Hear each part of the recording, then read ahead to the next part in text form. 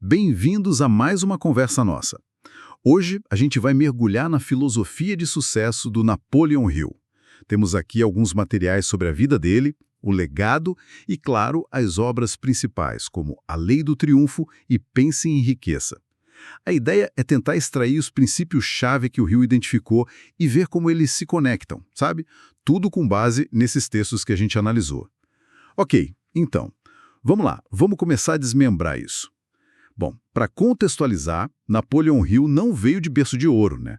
Nasceu lá nos Apalaches, na Virgínia, origem bem humilde, e parece que a madrasta dele, a Marta, teve um papel super importante, incentivou muito ele a estudar, a escrever. Aham. Mas o ponto de virada mesmo, o divisor de águas, foi em 1908.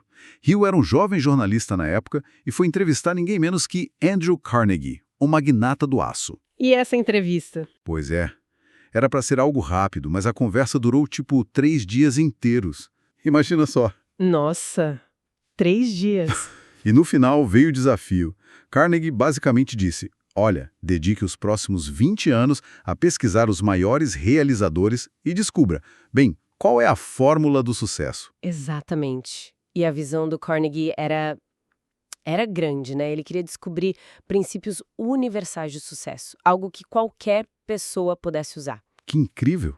E não era pouca coisa. Hill levou isso muito a sério. Foram mais de 500 entrevistas. Pensa, conversar com gente como Henry Ford, Thomas Edison, Rockefeller. É uma lista impressionante. Com certeza. A escala dessa pesquisa, que o Carnegie até financiou no início, mostra o quanto eles acreditavam que existia um padrão ali, sabe? 20 anos pesquisando isso, é preciso ter muita fé na ideia. Totalmente. E o primeiro grande fruto disso tudo foi a Lei do Triunfo, lá em 1928. E não era um livro simples, né? Foi lançado como um curso mesmo, bem detalhado, em 16 lições. Isso. E já ali a gente vê alguns pilares da filosofia dele bem claros.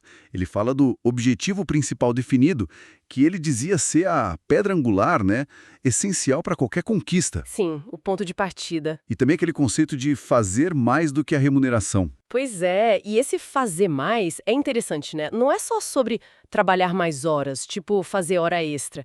A ideia do Hill era mais profunda, era sobre agregar valor de forma proativa, sabe? Surpreender, construir sua reputação e, com isso, criar oportunidades lá na frente. É quase como um investimento estratégico em você mesmo. Vai muito além de só fazer um esforcinho extra esperando um bônus imediato. Entendi. Faz sentido. E tem outro conceito forte em A Lei do Triunfo que é o mastermind, a mente mestra. Como a gente pode entender isso melhor? Olha, o que eu acho fascinante aqui é que para Hill, o mastermind não era só tipo uma reunião para trocar ideias, uma colaboração normal. Ele descrevia quase como se fosse a criação de uma terceira mente, sabe? Uma entidade invisível que surgia da harmonia de 2 ou mais pessoas focadas num mesmo propósito. Uma terceira mente.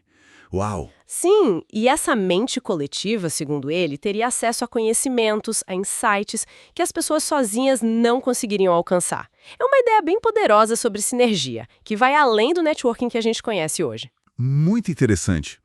E essa base toda construída lá em A Lei do Triunfo, ela meio que evoluiu, né? Quase 10 anos depois, para algo mais focado, talvez, e que explodiu culturalmente. Pense em Riqueza, de 1937. Exatamente. Aí a coisa pegou fogo mesmo. É aqui que a filosofia dele ganhou o mundo, né? Precisamente. Se a Lei do Triunfo é tipo a enciclopédia super detalhada, quase acadêmica, com as 16 leis e tudo mais, Pense em Riqueza é a versão condensada, organizada em 13 passos, mais direta, mais acessível. O foco fica mais claro na aplicação da mente para alcançar objetivos. Objetivos que muitas vezes são ligados à riqueza, né? Por isso o título. Sim, frequentemente associados à prosperidade financeira, mas não só isso. Conceitos como o desejo ardente, aquela vontade quase obsessiva, super focada, e a persistência. Esses ganham um destaque enorme ali. E qual a ligação essencial entre as duas obras, então? Apesar das diferenças de formato. Bem, a gente vê uma evolução na forma de comunicar, mas a essência é a mesma. A Lei do Triunfo parece focar mais na construção de um caráter, de um sistema completo para um sucesso duradouro, sustentável. Já Pense em Riqueza, embora venha dos mesmos princípios, foca mais diretamente na mentalidade para conseguir realizar desejos específicos.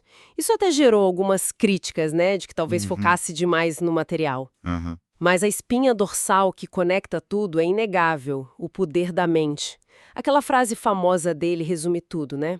O que a mente do homem pode conceber e acreditar pode ser alcançado. Uma frase poderosa. Muito. E essa ênfase na atitude mental, ela aparece em outras obras dele também, como Mais Esperto que o Diabo ou Sucesso através de uma atitude mental positiva. É o fio condutor. Então, resumindo tudo isso, a mensagem central que a gente tira desses materiais sobre o Rio é que o sucesso para ele não é sorte, não é acaso. É algo que pode ser construído, metodicamente, aplicando princípios bem definidos. E o começo de tudo é interno, certo? A clareza do que você quer, a força da sua crença, a teimosia da persistência. Exato. E isso combinado com a ação estratégica. Planejar, buscar cooperação inteligente, como no conceito do Mastermind. Perfeito. A grande sacada do Napoleão Hill, que esses materiais mostram bem, foi organizar, sistematizar e popularizar princípios que ele viu em gente de muito sucesso. Ele não necessariamente inventou tudo do zero, mas ele juntou as peças num sistema coerente, acessível. E essa ênfase na mente, acreditar, desejar com força, ter atitude positiva junto com a ação estratégica de definir metas, planejar, colaborar, é isso que forma o núcleo do legado dele. Um legado que dura até hoje. Com certeza. E para a gente fechar, fica aqui uma provocação para quem nos ouve, bem na linha do que Hill ensinava. Já que ele dava tanta importância ao objetivo principal definido como o ponto de partida de tudo.